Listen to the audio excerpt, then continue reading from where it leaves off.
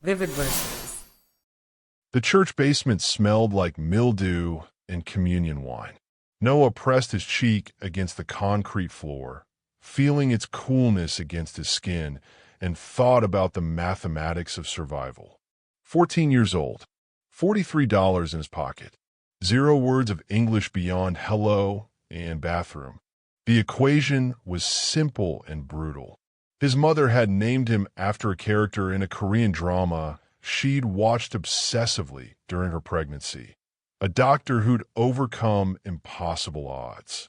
She died when he was 12. The stepfather came 6 months later, bringing with him the smell of soju and a leather belt he wielded with the casual precision of a man who'd had practice. Noah had left Seoul 3 days after the belt broke skin for the fourth time. His mother's sister in Los Angeles existed only as an address on an envelope he'd found in a shoebox, alongside his birth certificate and the $700 his mother had hidden from her husband. The aunt, when he'd finally found her apartment in Koreatown, had looked at him through a gap in the chain-locked door and said something in English he didn't understand. Then she'd close the door. He'd heard her television turn up inside. Father Mike at the Korean United Methodist Church had better English than his Korean, but his compassion transcended language. He'd pointed Noah toward the basement, toward the bathroom with the shower that worked if you held the handle just right, toward the food pantry stocked with ramen and kimchi donated by parishioners. He'd also pointed him toward the restaurant 3 blocks away. The Highland Kitchen was owned by Thomas and Grace Park, second-generation Koreans who ran their business with military efficiency and paid their documented workers minimum wage, their undocumented workers whatever they could get away with. For Noah, that meant $4 an hour, cash, washing dishes from 6 p.m. to 4 a.m. 6 nights a week. He memorized their operation within the first month. Thomas shouted orders in English to the kitchen staff, but negotiated with vendors in Korean, always getting better prices when he switched languages. Note, the performance of language as a business tool. Grace handled the front of house, her smile calibrated precisely to the generosity of the tipper. Note, emotional labor as currency. The head chef, a Mexican man named Roberto, who spoke Spanish to his line cooks and broken Korean to the parks, ran the kitchen like a democracy. Everyone's opinion mattered except when it didn't, which was whenever Roberto decided. Note, leadership through selective participation. Noah watched everything. Between the industrial dishwasher cycles, he studied the prep work, the timing, the way Roberto tasted everything 3 times. Once for salt, once for acid, once for what he called soul. He memorized the menu. Korean barbecue, japchae, bibimbap, all executed competently, but without inspiration. The restaurant was successful because of location and consistency, not excellence. At night school, Noah attacked English with the same systematic approach. He bought a used grammar workbook for $3 and stole a dictionary from the public library. His only theft, justified by necessity, regretted in principle. He studied verb conjugations while the dishwasher ran, pronunciation while he walked to and from the church, vocabulary while lying on the basement floor waiting for sleep. The structure of English is inefficient, he thought, writing out irregular verbs at 5 a.m. before sleeping. But irregularity follows patterns. Everything follows patterns. Within 6 months, he could understand most conversations. Within a year, he could participate in them. Within 18 months, he'd corrected Thomas's order to a meat vendor and saved the restaurant $200. Thomas had stared at him. "You speak English?" "Now, yes," Noah had said. "The price you quoted is for grade B. He's delivering grade C. Check the invoice." Thomas had checked. Then he'd raised Noah's pay to $6 an hour and moved him to prep work 3 nights a week. Roberto taught him to cook the way a master teaches an apprentice, through demonstration and brutal honesty. "Your knife work is shit," he'd say in Spanish, which Noah had started learning from the line cooks. But your instincts are good. You taste everything. 3 times, Noah confirmed. Salt, acid, soul. Smart kid. Roberto showed him how to break down a chicken in 45 seconds, how to tell when oil was ready by the way it moved, how to build flavor in layers. Cooking is chemistry and timing. You're good at both. The staff meals were Noah's laboratory. The parks didn't care what the employees ate as long as it didn't cost much and didn't waste premium ingredients. So Noah experimented with the orphan vegetables, the extra tortillas from Roberto's weekend catering side business, the gochugaru and doenjang from the Korean pantry that Thomas overordered habitually. He made kimchi quesadillas, Korean short rib tacos, gochujang salsa, japchae burritos. The staff devoured everything. "This is fucking good," said Roberto, eating a bulgogi burrito with pickled daikon and sesame lime crema. Why doesn't Thomas sell this? Noah had thought about it. The Highland Kitchen was trapped in its identity. Too Korean for the Mexican food crowd, not authentic enough for Korean purists seeking their grandmother's recipes. The neighborhood was changing, though. Young professionals moving in, priced out of Silver Lake and Echo Park. They wanted Instagram-worthy food that felt adventurous but approachable. They wanted fusion before they knew they wanted fusion. Thomas thinks Korean food and Mexican food are separate markets, Noah said. He's wrong. The customers who like both are the same customers. They're just eating at different restaurants. Roberto studied him. "You're 16 years old, and you think about market segmentation?" 17, Noah corrected. "And I think about survival. Understanding markets is survival." By 18, Noah had saved $4,200. He worked at the Highland Kitchen, did weekend prep work for Roberto's catering business, and took morning shifts at a Korean bakery in Koreatown. He slept 5 hours a night and had no friends his own age. The church basement had been replaced by a room he rented from a Colombian woman who worked nights at a hospital. He had the space from 9 p.m. to 7 a.m. She had it the rest of the time.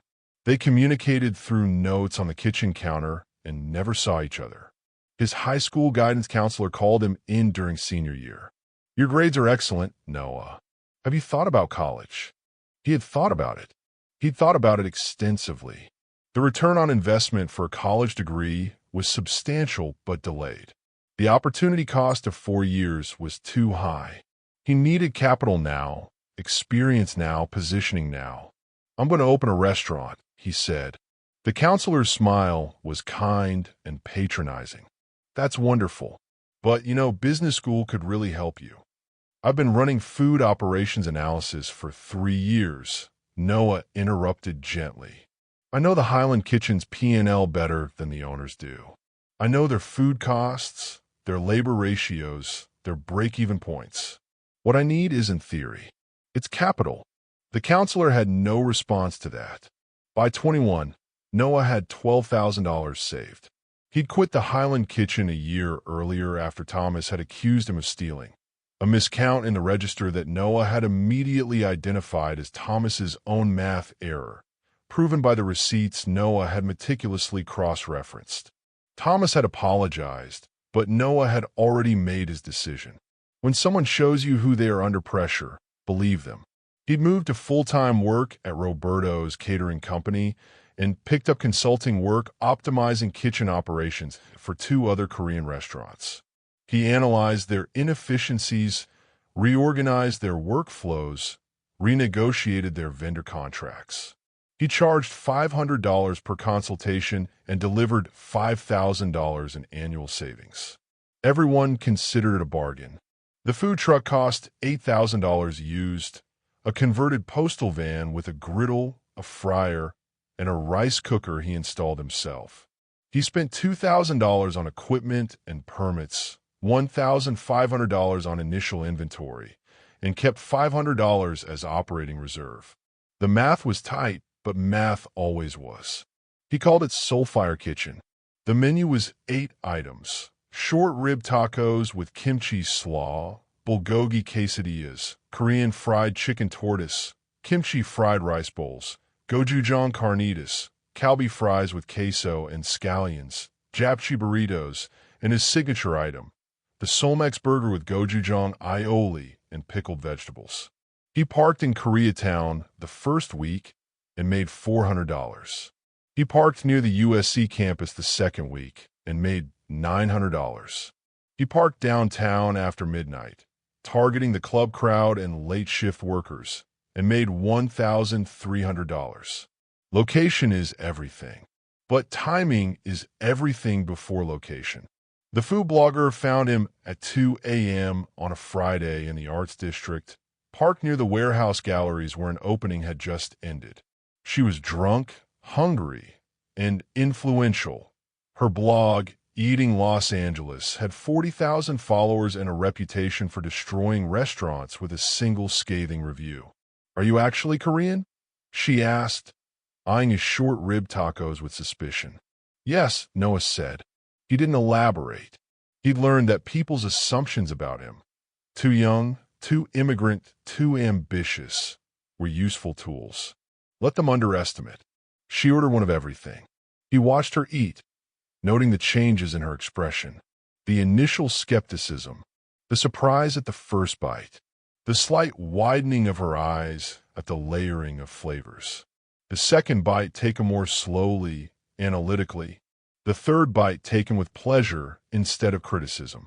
She paused. "This is really fucking good." "Yes," Noah agreed. "It is." She laughed. "You're supposed to be humble." "Why?" He started prepping another order for the small line that had formed. "The food is excellent." "I know it's excellent." False modesty doesn't serve anyone. She posted the review at 3 a.m. By noon, Noah's phone had 43 voice messages from the burner phone number he'd printed on the truck. By evening, the line stretched around the block. By Sunday, he'd sold out of food by 10 p.m. and had to close early. Momentum is a currency that compounds. Spend it wisely. He hired Roberto's nephew, trained him for a week, and opened his second truck. He optimized the menu based on margin analysis and preparation time. Dropped the japchae burritos, too labor-intensive, expanded the kalbi fries, highest margin, lowest prep time, added Korean fried chicken wings, premium pricing, high demand. He implemented inventory management software he'd coded himself and vendor relationships he'd cultivated over years. Within 3 years, he had 6 trucks and was catering corporate events. Within 5 years, he'd opened his first brick-and-mortar location in Silver Lake. Within 8 years, he had 12 restaurants across Los Angeles and Orange County. The food blogger's name was Vanessa Chun, and she'd started messaging him 3 months after the review. First professionally, requests for interviews, which he granted. Then personally, invitations to food events, which he attended when they offered networking value. Then romantically, dinner suggestions that weren't food-related, which he'd accepted out of curiosity and genuine attraction. She was beautiful, sharp, ambitious. She understood the industry. They dated for 7 months before he noticed the pattern. It started with small criticisms disguised as jokes. Noah's new menu is playing it safe. She'd posted on Instagram with a photo of them together. Even geniuses have off days. Hashtag date night at Soulfire Kitchen. He'd seen the post while reviewing quarterly financials. The comment had generated engagement. Her followers loved the insider access, the humanizing of the rising restaurateur, the suggestion that she had influence over his decisions. Interesting, he'd thought. She's building her brand, using proximity to mine. Then came the requests. Could he introduce her to the food critics at the LA Times? Could he invest in her new project, a cookbook and streaming cooking show? Could he cater her friends' wedding at cost? He'd said no to the wedding. She'd posted about it anyway. When your boyfriend's restaurant is too successful to prioritize the people who helped him get there. Hashtag support your partner. Hashtag relationship goals. The post had been deleted within an hour, but he'd seen it. She's testing leverage he'd analyzed. create public pressure, offer private resolution, extract concessions. Classic negotiation through reputational threat. The final confirmation came when he'd overheard her phone conversation at his apartment. She thought he was in the shower, but he'd already finished, a habit from years of optimizing every minute. No, trust me, he'll finance it, Vanessa had said to whoever was on the line. I just need to frame it right. He cares about his image too much to let me talk about how unsupportive he is. It's basically guaranteed money. Noah had felt nothing. No anger, no betrayal, just the calm clarity of data confirming a hypothesis. He'd walked into the living room, toweling his hair. You should leave. She turned, startled. What? The relationship is over. You should take your things and leave. The shock on her face had been genuine. Are you serious? Because of what you just... I was joking with my friend. Vanessa. He'd sat down, maintained eye contact. You've attempted to monetize proximity to me while simultaneously undermining my reputation to create dependency. The strategy is transparent and the execution is mediocre. I'm not angry. It's a reasonable attempt given your goals. But we're done. She tried pleading, then anger, then threats about what she could post, what she could say, how she could damage him. He'd listened patiently. When she finished, he'd said, you have 3 options. 1, leave professionally, and I'll remain cordial in public and answer questions about our relationship by saying we wanted different things. No one's reputation suffers. 2, attempt to damage me publicly, and I'll release our text messages where you explicitly discussed using me for funding and access. Your credibility as an independent food critic becomes questionable. 3, continue this conversation, which wastes both our time and changes nothing. The calculation had crossed her face, the recognition that he'd been 3 steps ahead the entire time. She'd chosen option 1. 2 years later, at a food industry conference in San Francisco, he'd met Rebecca Song. She'd been working the pastry station at a pop-up dinner he'd attended. One of those 10-course tasting menus where young chefs showcase their creativity for industry insiders and wealthy food enthusiasts. Her dessert had been a deconstructed Korean rice cake with black sesame ice cream and persimmon caramel. Technically perfect, conceptually interesting, properly balanced. This is excellent, he'd told her when he'd gone back to the kitchen to compliment the team, a practice he maintained whenever food genuinely impressed him. Thank you. She'd looked at him with recognition. You know a park. Soulfire Kitchen. Yes. He'd studied her, late 20s, focused, confident without arrogance. You trained at CIA, culinary, not the other one. A slight smile. Then Copenhagen, working pastry at Restaurant 108. Came back to the States 6 months ago. They'd talked for 40 minutes about food theory, operational efficiency, the challenges of scaling creativity. She'd listened more than she'd spoken, asked questions that indicated she understood not just cooking but business systems. When he mentioned he was looking for an executive pastry chef for his new flagship location in downtown LA, she'd said, I'd be interested in interviewing. This is the interview, he'd replied. You're hired if you want it. She'd studied him carefully. Just like that. I've eaten your food and spoken with you for 40 minutes. I know what I need to know. Most people want to see resumes, portfolios, references. Most people don't trust their judgment. I do. She'd started 3 weeks later. Working with Rebecca was different from anything Noah had experienced. She understood his vision without it needing to be explained. When he'd mentioned wanting to expand the dessert program to include Korean-Mexican fusion elements, she'd come back 2 days later with 7 concepts, each with projected food costs and preparation time already calculated. You did operational analysis on dessert concepts, he'd observed, reviewing her proposals. Why wouldn't I? She'd seemed genuinely confused by the question. You need beautiful food that's profitable and scalable.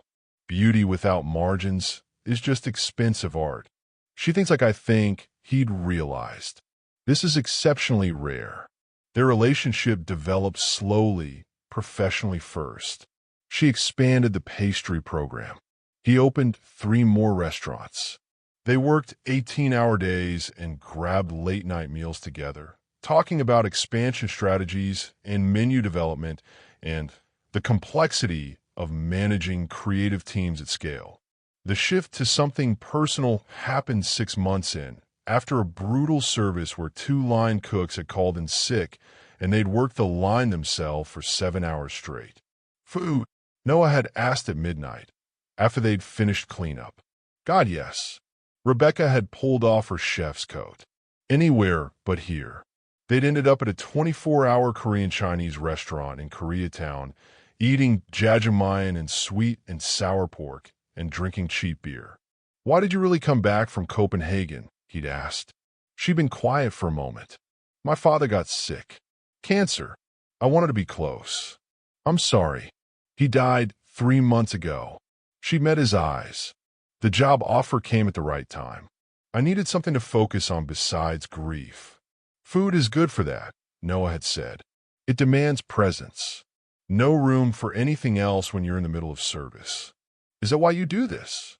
She gestured vaguely, meaning the restaurants, the empire, everything. Presence. Partially. He considered how much to share. Mostly it's about building something that can't be taken away. When you own the system, you control the variables. That's very. She'd smiled. That's very you. They'd started dating 2 weeks later, though dating felt like an inadequate term for what they were doing. They worked together, ate together, discussed 5-year expansion plans and operational inefficiencies, and whether to franchise or maintain corporate control. They had sex in his apartment with the same focused intensity they brought to everything else. Attentive, communicative, mutually invested in the outcome. 3 years in, Noah proposed. Not at a romantic restaurant or a scenic overlook, but in the test kitchen at 2 a.m. after they'd finally perfected a new dessert they'd been developing for weeks. We should get married, he'd said, tasting the final version of her horchata panna cotta with cinnamon crumble. Rebecca had looked up from her notes. Is that a proposal? Yes. Because we work well together? Because I respect you more than anyone I've ever met. Because you make the business better and my life better. Because I can't imagine building the next phase without you. She'd laughed. That's actually really romantic in a Noah sort of way. Is that a yes? It's a yes with conditions. He'd waited. I want a prenuptial agreement, she'd said.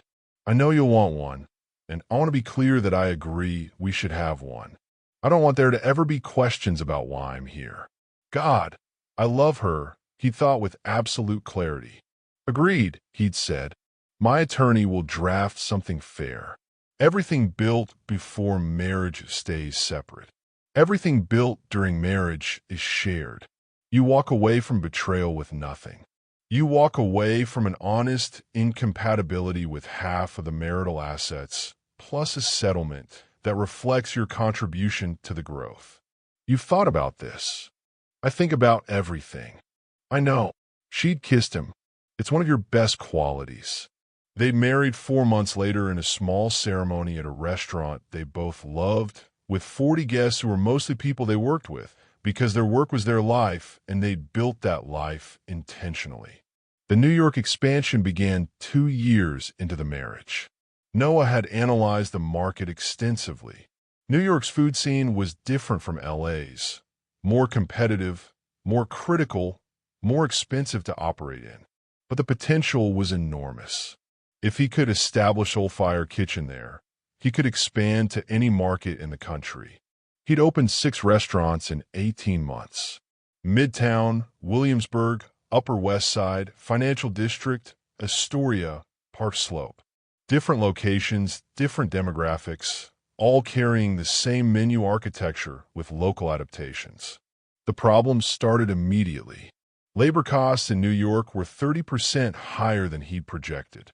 Real estate costs were manageable only if occupancy stayed above 75%, which 3 locations couldn't maintain.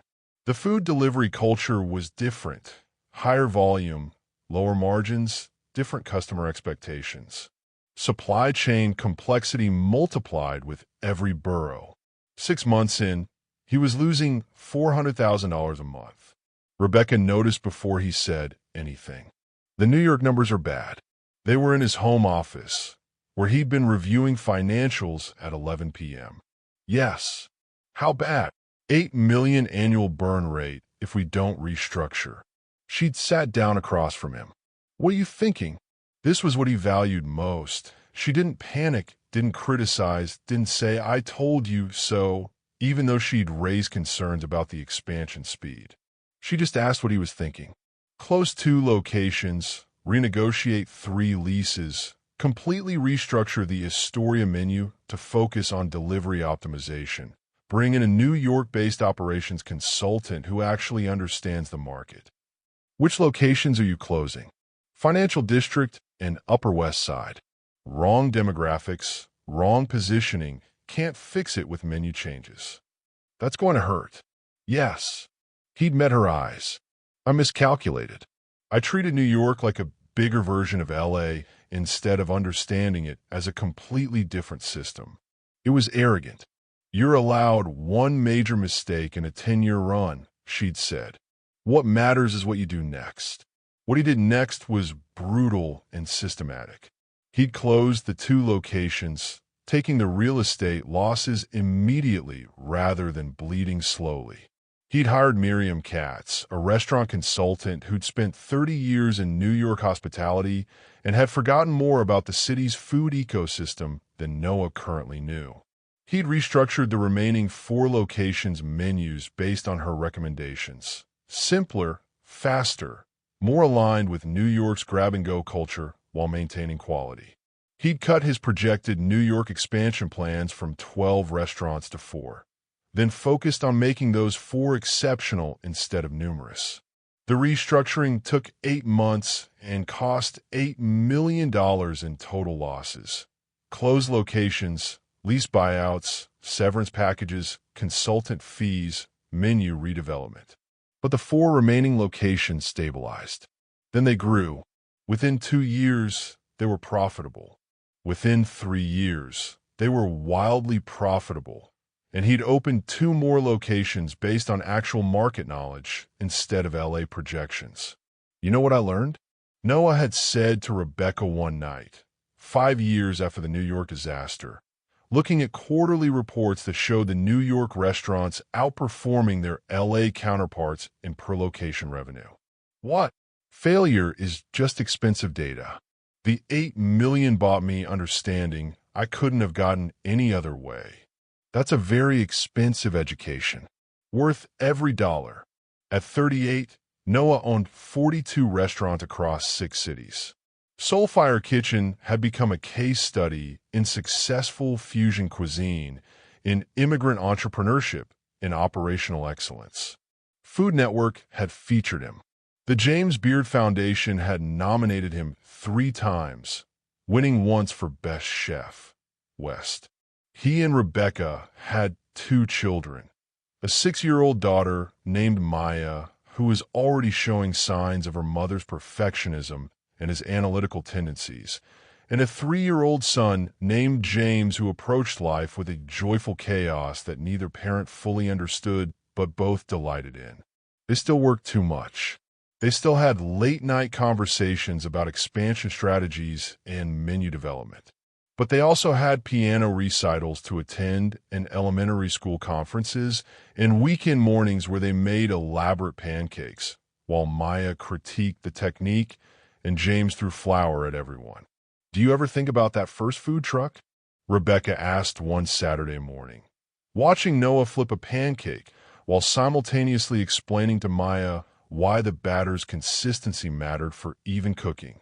Every day, he said. That truck represented every principle I still use. Tight margins, perfect execution, understanding your customer. The scale is different now, but the fundamentals haven't changed. What would you tell your younger self? The kid in the church basement. Noah had thought about it while Maya debated whether chocolate chips or blueberries made superior pancakes, and James cheerfully voted for both.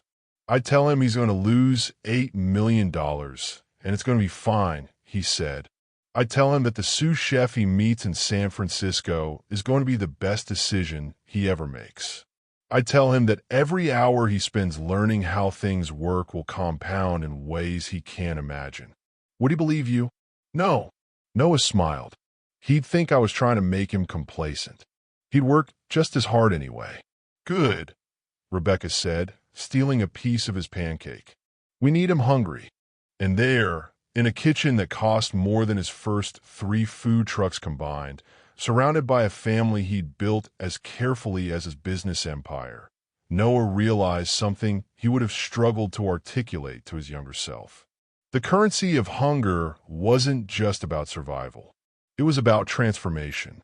Every obstacle, the church basement, the $4 hours, the food bloggers' manipulation, the New York losses, had been raw material for building something that couldn't exist otherwise. He'd arrived in Los Angeles at 14 with nothing but hunger and the ability to recognize patterns. He'd built an empire by understanding that everything, food, business, relationships, failure, followed systems that could be learned and optimized and mastered. But the real victory wasn't the restaurants or the money or the recognition. It was standing in his kitchen on a Saturday morning, teaching his daughter about heat distribution while his son threw flour and his wife stole his pancakes, and knowing that he'd built this, all of this, with the same principles he'd learned washing dishes at the Highland Kitchen. Understand the system. Optimize the variables. Never waste hunger. And sometimes, if you're very lucky and very deliberate, hunger transforms into something that feeds you back. Maya had decided on blueberries. James had decided on chaos. Rebecca had decided to steal another piece of pancake. And Noah, who'd spent 24 years turning hunger into architecture, decided that this, exactly this, was what success actually looked like. Not the absence of hunger, but its proper application. Not the elimination of struggle, but its transformation into something worth the cost. The pancakes were perfect. The kitchen was loud. The life he'd built was exactly what he'd designed it to be. And somewhere, in the part of his mind that never stopped calculating, never stopped analyzing, never stopped learning, Noah thought, tomorrow I'll start working on the Seattle expansion. But today I'm here. And he was.